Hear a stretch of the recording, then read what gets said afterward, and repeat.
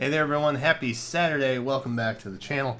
There's something that's been on my mind and we're gonna dive deep into it in just a second. And that topic on today's discussion is divine codes. What are they, what I don't think they are, and what I think they probably will be, and when we'll be finding out more about them.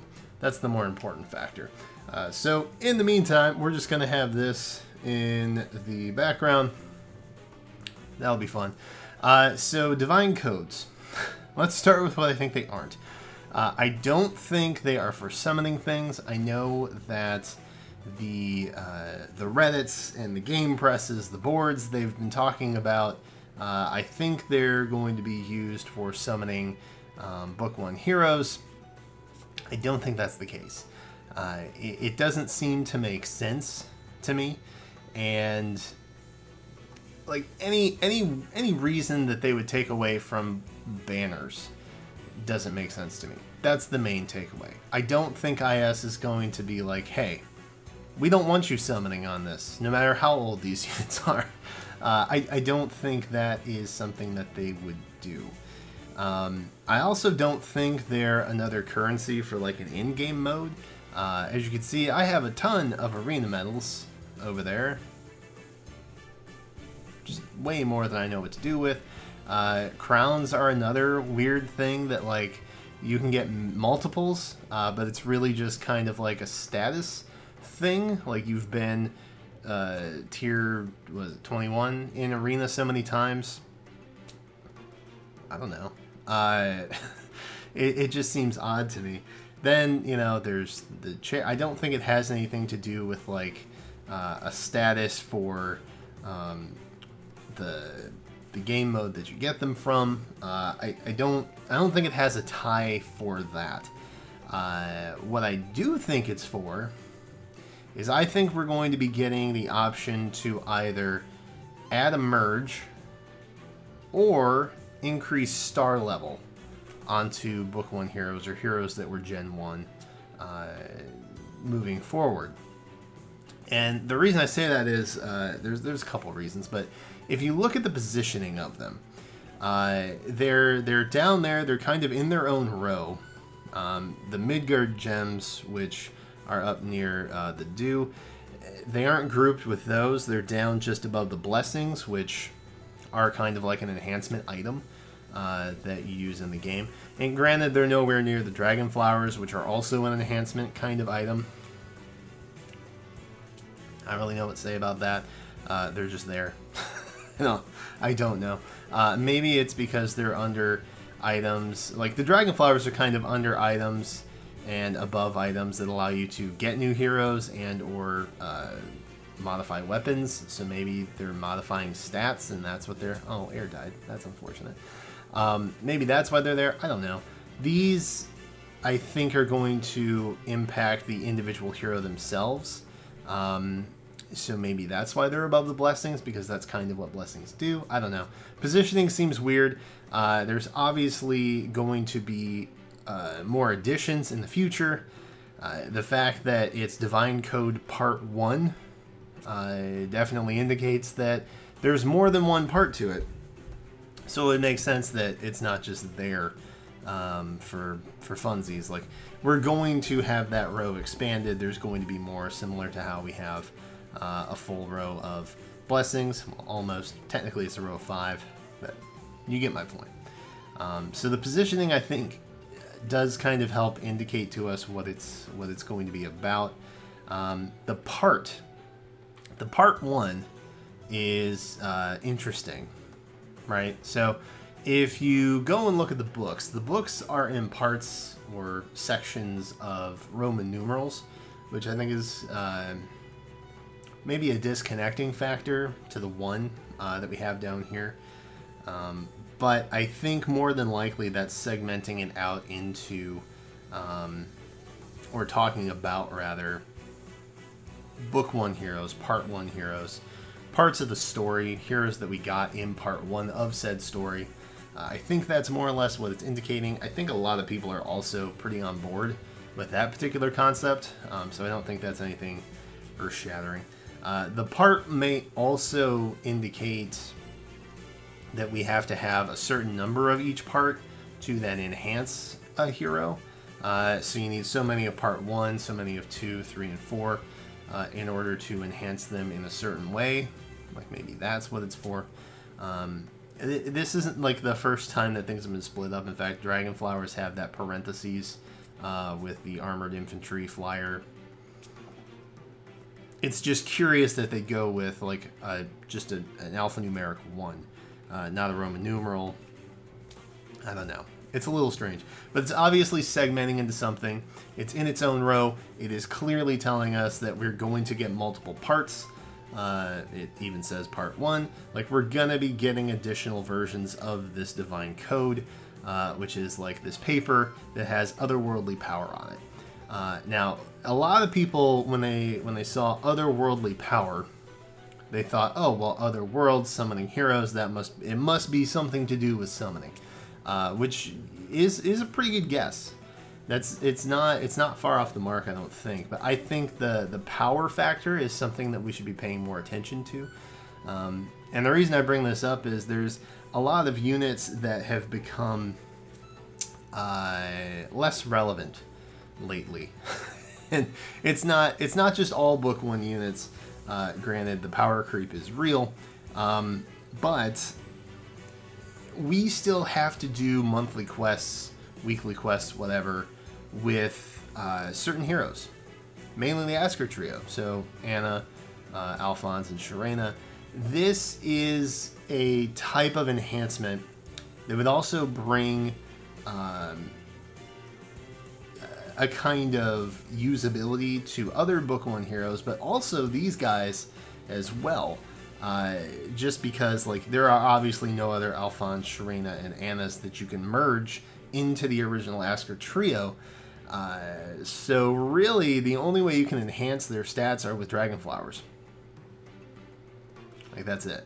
And even then, that is, kind of a limiting factor, because you can enhance any hero with Dragon Flowers. So it almost becomes a chore to use resources like that on those particular heroes when you could use them on other heroes who already have inflated BST, who have better base kits, who come with better skills, who have better weapon refines, things like that. But in order to clear certain things, you need to have these 3 still in your core. And I mean, we can merge other units that also require quest clearing, like Fjorm, for example. Air, I think she's been on quests before. But anybody who gets into the original trio, who becomes like that book's 4th mascot, they're all used for those particular things. And the original 3, you still can't really do much with outside of Dragon Flowers. So not only would some kind of extra just generic merge potential grant them some kind of new relevancy, there's also an option of going with stars. Before I move on to stars, just a quick note. I think another benefit of the merge idea, which I think is the more practical thing in my opinion, I think the merge thing also kind of helps bring relevancy back to Book 1 banners. Because for anybody that wants those heroes, any new players, things like that, they would still be kind of inclined to summon on those banners because they still exist. And you need the base unit first. You need a single copy of said unit first before you can put a generic merge on them and buff their stats. So I think in terms of the original trio, the Book 1 units, I think the generic merge is likely what we're going to be looking at rather than the star concept. But the star concept is... I think a 6-star hero or character is something that's pretty common in gacha gaming. It hasn't come to heroes yet, which has always kind of confused me a little bit. I don't understand why we haven't had it yet. I'm glad that we kind of haven't had it yet. But just kind of like thinking about the original Asker trio and making them kind of like relevant again, right? Giving them the option of 6-starring over the 5, even if you can't merge them. That might be something that is interesting enough to look at, so I figured I would mention it. So when you rank up in star status, we'll call it that, in Heroes, you have the ability to unlock new skills and things like that, different weapons, different weapon grades, things as you bump up. Imagine what it would be like if you 6-starred Alphonse and he got the option of Deathblow 4. Like, that's pretty sweet, right? He comes with his base kit, has the Deathblow trio up to 3. But imagine if you 6-starred him, now you have like a potentially stronger weapon, you have higher tier skills from the base kit that you have working with, you also get stat buffs because you are bumping up in a rank. It would do a lot to kind of enhance those guys a little bit further than just like a simple merge would, you know what I mean? So from that aspect, I think the 6-star concept is interesting. And obviously, it would be wise of IS if they wanted to do something like this to potentially limit that to specific units rather than just releasing a floodgate, because obviously you would have the merge potential on some other units that are not the original unmergeables. So there's a whole lot of chaoticness that could happen with that. But at least for the original trio, I think that's an interesting enough concept that I would entertain it. I don't know if that's necessarily the route that they're going to go. Like I said, I think it's primarily going to be a way to merge or enhance power. A lot of people focus, like I said, on that otherworldly aspect, which is why they think that the summoning thing is the main portion of that, because it's otherworld. But I think it's some kind of enhancement power. I'm more focused on the power portion of that phrase rather than the otherworldly. So I think it's mainly just going to be a thing where we increase power. I think it's going to bring some relevancy back to Book 1 units. And I don't think we'll have to wait very long. If you recall last year, I think it was the February FEH channel. I think it was for the anniversary. That's when Dragon Flowers got introduced, which Dragon Flowers, of course, bump 1 stat per use. And there's a cap that meets that, so it's not just unlimited stat buffing.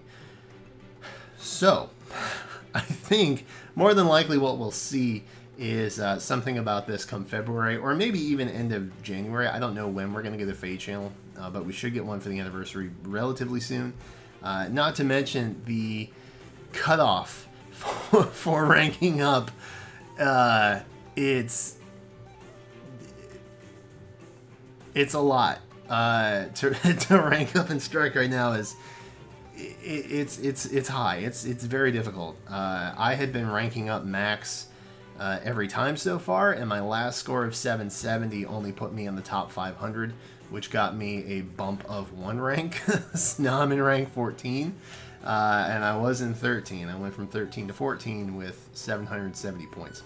Yikes! So we are approaching the whaliest of whale tiers because at this point it's just about the number of merges that you have on your mythic bonus units that are featured in Mjolnir Strike. So I think we're going to find out what they do pretty soon. I think it's going to be for the February, and I think it's going to be a hero enhancement object like generic merges, or potentially increasing from 5 to 6 star.